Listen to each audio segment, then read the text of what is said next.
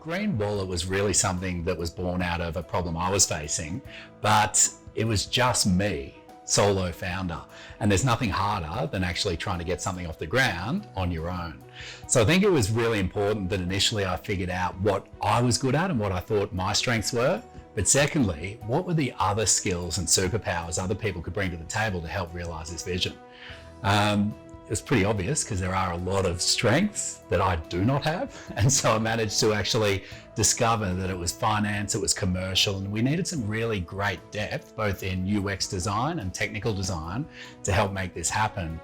And then I think from there, even once I actually found some great people that I thought could be a good cultural fit for the organization and who did have a fairly shared vision for what we were looking to do, it was really delving deeper to understand how big were they willing to go? Because there was really no point. I've got this dream of turning every dollar consumer spends green, which there's $185 billion spent every day across the world, green to stop climate change. If my co-founder really was only interested in doing that, but within the Sydney catchment, it wasn't going to be a great fit.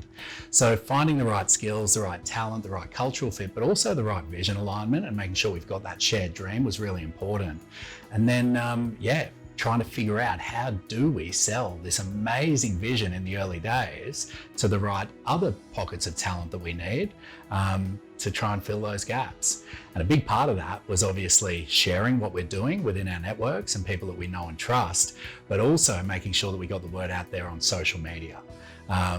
Obviously, I've got my own certain networks, whether it be on Facebook, personal networks, or LinkedIn corporate, and trying to get that consistent message out there as to what we were looking to achieve and the type of people we were looking to attract, then would help spiral that and get more interest coming our way. The beautiful thing about being in a social enterprise and one that's looking to drive impact is the fact that people are attracted to that. They may not, you've got to be careful. Everyone wants to volunteer their time to be a part of it, and that can just cause so many issues when you've got all these people giving an hour here or 5 hours there. You spend more time trying to manage the volunteers and actually getting anything done. And if it's a voluntary role, it's always their last priority. But delving through that and finding the right talent that you want to retain and incentivizing them in a way that works for them and for you is really important. And we've managed to find a great team and build an amazing team in the short 8 months that we've been together.